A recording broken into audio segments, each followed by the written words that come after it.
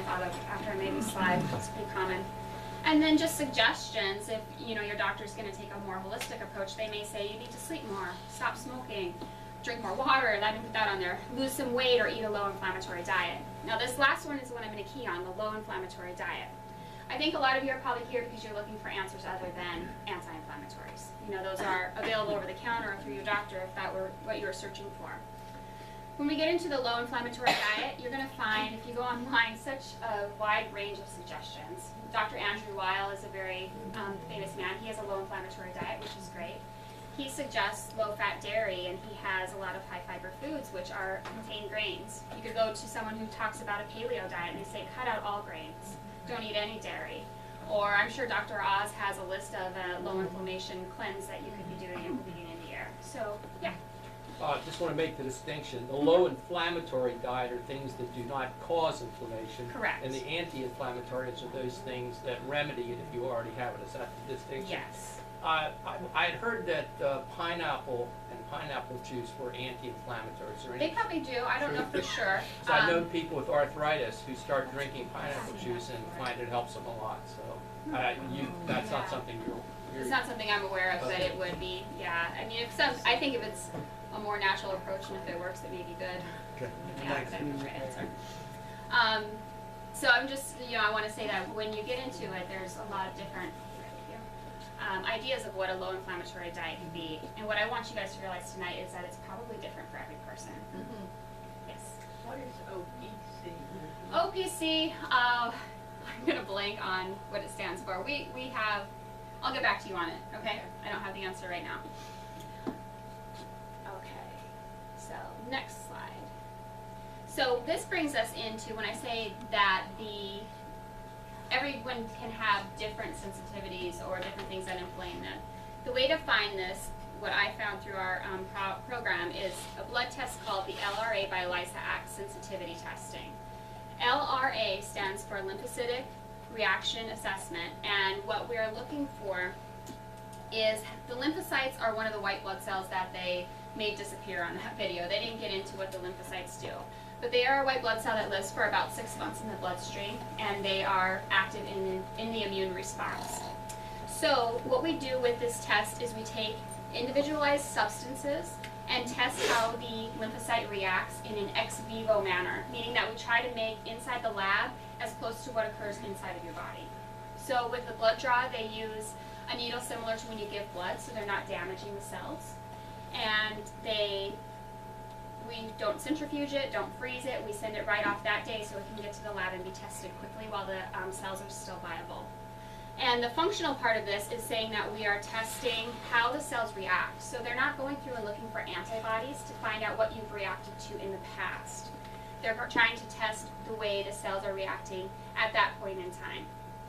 And with the LRA test, they monitor, we do over 490 substances with a high-end test. And this tests anywhere from foods to dyes that are in your food or cosmetics or even on your medications. It tests different products. Like one test that came up positive for me was a product of coal burning. I grew up in a house where we used coal for heat, and we're next to the power plant, so I'm assuming that's why I keep getting exposed. And all the way to cosmetics. There was one dye that was in my astringent that I was reacting to. Now, the interesting thing about the lymphocytic reaction is that this reaction occurs 3 days to 3 weeks after your exposure. And I had a list of things that I was reacting to. So there is no way that I would have known I was reacted to a certain kind of orange dye. And actually, Jamie, could you hand out the booklet and just open it to the page that I have flagged? She's going to hand that around. You can take a look because the results were quite shocking. Now, I reacted to things you know are bad for you, like high fructose corn syrup and pesticides. So it was suggested that I go organic and cut out sources of sugar. What was interesting is when I thought I was eating good, I would go and have a salad with salmon or chicken on it. Salmon, chicken, tuna came up positive for me. I wasn't digesting protein well. It was going past the wall of my gut, and so celery was on there. I mean, there were some things that are healthy foods that when I thought I was doing good for my body, I was actually causing more inflammation. So the results are often surprising for people. Through our practice, we've done a lot of different nutritional programs. We have something called a 21 days, right? For the 21 day purification program. And it's great for so many people. Jamie's had wonderful success on it. But what's interesting is it has shakes involved with it. The last patient that I tested came up positive against Brussels sprouts. And that's a large component of what's in the shake. So if I would have given her this purification program, she would have felt terrible. So even though you're trying to do the right thing, it's really hard to know if it's the right thing for you or not unless you get in and really find out the way your body reacts. So you looked to, after you were not recovering and getting better, you went this route. Exactly. Yes. I didn't go the medical route as a chiropractor. It just wasn't where I wanted to go. Gotcha. So I hadn't been down a long road of trying a bunch of different things.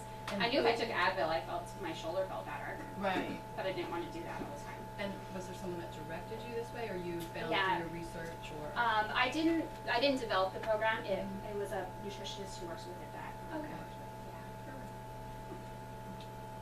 This test, can I verify whether or not it's the vegetable, the food element, or can it distinguish if there's some pesticide or something? It does break it down to a very purified form, and that's when it's the By ELISA Act. And we have some brochures that we can hand out that talk more detail, or give you some detail, and they have a lot of information on their website too. But the ELISA Act does the fine tuning to get a pure substance. The question I had that I didn't ever have answered was, would I react the same to like farm-raised tuna versus wild tuna? Right. Yeah, some of those questions are not completely answered, but you do get it pretty good. And if you react one time, is that? The way it studies it is they take a field of lymphocytes, and if 0 or 1 to 50% of the lymphocytes react, they call it a moderate reaction. Okay. And that, they say it takes about 3 months to clear those moderate reactions. Now, saying you have a moderate reaction substance, it's not going to make you feel any less sick. It just clears from your system faster. So could you never eat tuna again? That's what I was going to get to. Okay. No. The other group is a 6 month if you have 50% to 100% reaction. If you can avoid those substances and the tissues can heal, then you will find changes when you retest. Yes. So, and some things take longer to clear. Like, I have a feeling the coal burning, I'll be right with you, the coal burning byproducts probably won't clear for me because that's something that I was exposed to Right. for a very long time. Right. Yeah. What does LRA stand for again? Lymphocytic reaction assessment, or I think it's assessment. Thank you. You're welcome. Who does this test? This is the company's name, I believe. We have the pamphlets. But where do you go to get the test? We have kits here that you can have a blood drawn at BB, and Okay. then they send it off to the lab for us. So, why is everybody, I went to the eye doctor the other day, okay? And, going to get my eyes checked. Why is everybody leaning? It seems like everywhere I go, whatever doctor I go to, everyone's leaning towards it. It's like our grandparents, or my grandparents, like, they lived to like 80, 90. They Right. never Never had had these. this. Like, why is this all of a Yeah. sudden? Why do you think this is all of a sudden like popping up? Like, because I keep More chronic seeing, disorders or the functional? well, like doing this type of, maybe this type of, like who decided we should do this type of testing now? I think part of it's becoming more popular just because people aren't finding the answers Okay. that they were seeking through traditional medicine. Okay. Yeah. Yeah. Our diet doesn't look like your grandparents' diet. That's what I was gonna say. No, but they eat so bad, and But they eat whole, real food. Yes. Right. It wasn't But chemical real and butter, processed. right. They didn't eat anything processed. Right. Right. Right. Right. No artificial sweeteners. Right, no artificial sweeteners. We miss a lot of whole fats. Yeah. Has a big part to do with the problems. Ice cream. No, I mean Bread and like butter. lard. Like lard, like animal fats. Right. Right. Okay, I'm gonna keep moving on. So this is, one more thing on this slide. So this is this graph here that you see. This little white part is the part of the test that we don't work with, which is an immediate allergy reaction. That's for the skin prick test. So if someone eats dairy and has diarrhea, or they are exposed to ragweed and they have a sinus infection, those immediate reactions are easier to identify. A lot of people know what they're allergic to before they go in, and they maybe have some surprises. These other ones are more the delayed response. And also the IgG, IgM, and IgA, those I didn't notice it until like the third time I watched that video, but when they show the antibodies, those are the names for the different antibodies that will show up. So we're testing that part of the response, the automatic immune complex, and the T cell mediated, which were those little helper cells that came in during the video. Will this show mercury? I think the heavy metals are in the test. Yeah. Yeah, and in there they have what I'm sensitive to, and then further on back they go through the list of everything that was tested that didn't show a reaction. Oh. And there's pages of that. So I did a higher level test. Okay, so chronic irritants at a low intensity, and that's what we're talking about, these small things that come up. So what I'm talking about with this bucket is you think of it as your body, and the water in it is all the inflammatory substances that we are exposed to.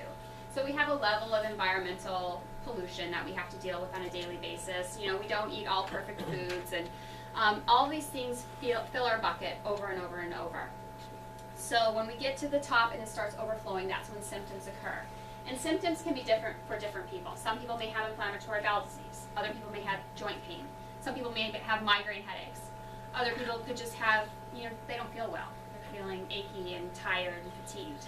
So step one, we need to stop filling your bucket.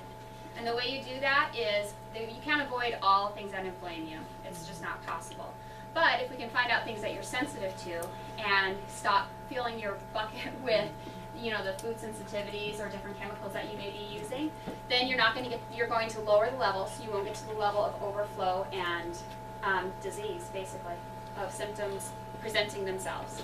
So this doesn't necessarily bring you to a cure, but it keeps you underneath of the level of symptomatology. And when you're able to do that and get out of defense mode, then you can move over into growth and repair. So after we stop filling your bucket, then we move into making your bucket bigger. And we do that by detoxifying you from exposures that you've had throughout your life, and then working through a repair and rebuilding process. So this is, have any of you heard of leaky gut syndrome before? Mm-hmm. Okay, so more than I expected. It's a common buzzword and it can get complicated. I could do a whole hour on leaky gut, but I'm going to give you a quick synopsis so you can get an idea of why someone would become sensitive to celery. And the reason being, this is the inside of your digestive tract, which is actually the outside of your body. Think of yourself as a tube within a tube. Your body's protecting the inside, or the inside part of your body from the food particles that get in your digestive tract, because that's all foreign matter. So when your gut lining is irritated because of the classic American diet, for one, a bad balance of good and bad bacteria in your digestive tract, and on, all the things that can irritate it, then the cell lining, the mucosal lining, starts to break down and we get spaces between these cells. Now it doesn't just happen on two cells. That wouldn't be a problem. Your body can definitely deal with that. It's happening along the entire length of your small intestine, or a large part of it. Remember the macrophages, the big giant cells in the video? They said that they are border patrol. They sit at all the borders of the body. So macrophages are sitting here, and you get a piece of celery that comes through. I'm just saying celery because it was on my list. A macrophage takes it in, no big deal. But if it's celery, celery, celery, celery, then all these macrophages are reacting, they get overwhelmed, they call in the troops, they present an antigen, and that response begins. And then every time I eat celery again, because I never healed my gut, it gets through and that response perpetuates. Now add in chicken, tuna, salad when I'm eating my chicken, tuna, and salmon. I was so sad about the salmon being on that list. Getting through, then I'm reacting to it over and over again, and some of these are my favorite foods. So sometimes you'll find foods that you eat a lot will show up on the test result. And we're not saying you never get to eat them again, but you just have to clear them from your system for a while. Does that, people who hadn't heard of leaky gut, do you feel a little, like you've got a little knowledge about it? It's a very literal term, meaning that stuff from the inside, undigested food and other toxins are getting straight through. Okay, so with leaky gut, you get stuck in a negative feedback loop. The leaky gut causes chronic health issues because you're in that chronic inflammatory state. It creates free radicals, which produce oxidative stress. The oxidative stress leads to problems with the detoxifying systems and organs of your body, leads to liver overload. Liver overload leads to leaky gut. And you get caught into this loop and it keeps going and it's hard to get out of it. So how do we break the cycle? Time to start a 30-day detox program. Detox. I know what y'all are thinking. I put a video in.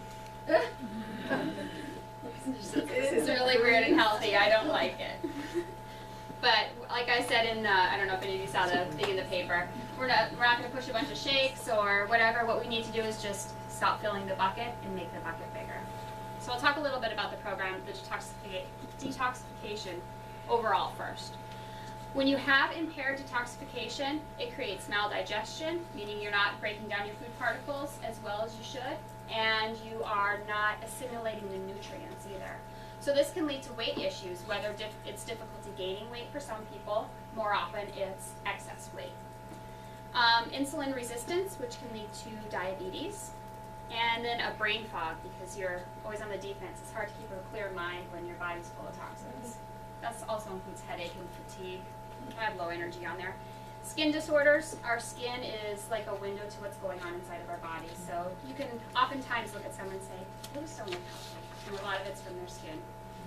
And finally, immune defense and repair deficits. So that shoulder injury that didn't go away when I was resting it, my body was not in a state of growth and repair. An immune defense for the people who say, oh, I catch every cold that comes around. Every time there's a flu, I'm the one who gets sick. This kind of tells you that you may be overloaded with toxins. Any questions? Yeah, you talked about autoimmune diseases. Yeah. I'm aware of things that report to be immunity boosters. Okay. So if you have low immunity, like on your last bullet, is the theory if you take an immunity booster, that should help you fight off colds and things. But could immunity boosters also increase your autoimmune if you had a tendency towards an autoimmune disease? Would that be counterproductive? You don't have to Yeah, it's an interesting concept. It oftentimes, and I think if you get back to basics and you're using an immune booster that is a natural, something that's like found a in mushroom. nature. A mushroom. Yeah, something your body would recognize as food. Right. I can't see how that would increase an autoimmune disorder unless it was something that you had the sensitivity to, which would increase inflammation. Yeah, that's a great question. Anything else? Yeah. Now, does weight gain increase inflammation in your body? Yes. Can you all of a sudden, like, you gain weight and your said weight flares up? Is that a direct correlation or not? I don't know in the literature if there is a direct correlation in that. You probably have something else going on if the SED rate's high, whether it be a low-level chronic inflammation, chronic infection of sorts, or like an inflammatory type disorder. Okay. I don't know in the literature of something that shows that. Okay. But I would say there's probably another type of inflammation that's going on that led to the weight gain, would be my guess. Right. Alright. So, the body's natural detoxifiers. Number one on the list is the liver. We know it's a filter that, everything goes through there, and its job is to detoxify. It eliminates water-soluble toxins. The spleen, the mystery organ, filters the blood, and backup systems of detoxification include the digestive tract. It can eliminate a lot of toxins before they enter the body. The lymph system, that's what cleans up after all those cells, good and bad, die in the immune response. The lymph system clears it out and then flushes it back after, through the vascular system to get it out of your body. The lungs are a detoxifier, so if someone has chronic halitosis or bad breath, that's a sign that they're trying to expel these toxins on a regular basis from their lungs. Skin, you can have eruptions because you have so many toxins that your body will start to pull it out, draw it out through the skin. And the kidneys are also a filter. Some very good detoxifying foods that you can add to your diet to help are sulfur-containing foods like garlic, onions, and my favorite, Brussels sprouts. And ginger is a very good digestive aid. Oh, and broccoli sprouts are also sulfur-containing. All those sulfur-containing components really help with the detoxifying process. And they're like the T helper cells that tell the liver, keep going, you can do it. The T helper, that was a weird FRF reference. The T helper cells were in the video. They're the ones that encourage the macrophages to keep fighting the battle. All right, so some detoxifying techniques. One is low heat sauna, and we're talking 105 to 120 degrees. You don't want it to be too hot. And you'll probably be in there for at least 30 minutes. And what you should see is a nice oily sheen on your skin. And this is toxins coming out through the skin. You want to wash it off, soap and a loofah to get rid of it. wash it down the drain. And Epsom salt and baking soda soap can help to raise your pH to a more alkaline level, and your body tends to work better when it's